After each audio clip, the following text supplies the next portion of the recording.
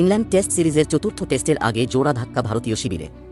একদিকে চোটের কারণে দলে থাকবেন না ভারতীয় তারকা মিডিল অর্ডার ব্যাটার কে এল রাহুল। বিগত দ্বিতীয় টেস্ট থেকে কোয়াড্রিপসে চোট পাওয়ার কারণে দল থেকে বাদ পড়েছিলেন তিনি।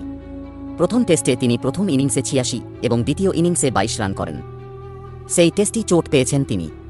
তবে তৃতীয় টেস্টের আগে তার চোট প্রায় ৯০% সেরে উঠেছিল এমনটাই জানানো হয়। তবে শেষ পর্যন্ত তার নিশ্চয়তা দেয়নি দলের মেডিকেল বিভাগ। বিগত ১০ মাসে বেশ কিছুবার চোটের সম্মুখীন হয়েছেন রাহুল। গত আইপিএলে উরুতে চোট পেয়েছিলেন তিনি, সেক্ষেত্রে অস্ত্রোপচার হয় তার। ফলস্বরূপ অনেকগুলি ম্যাচ খেলতে পারেননি তিনি।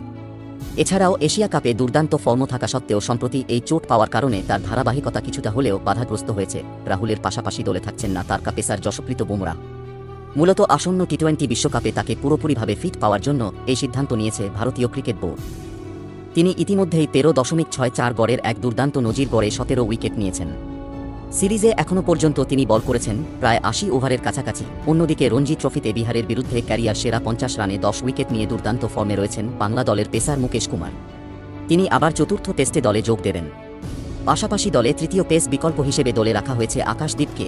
চতুর্থ টেস্টে ভারতের স্কোয়াড রোহিত শর্মা, অধিনায়ক যশস্বী জয়সওয়াল, শুভমান গিল, রজত পতিদার, সরফরাজ খান, দেবদূত পাডিকাল, রবীন্দ্র জাদেজা, রবিচন্দ্রন অশ্বিন, অক্ষর প্যাটেল, কুলদীপ যাদব, ওয়াশিংটন সুন্দর, ধ্রুব জুরেল উইকেটরক্ষক, কে এস ভরত উইকেটরক্ষক, মোহাম্মদ সিরাজ, মুকেশ কুমার, আকাশদীপ।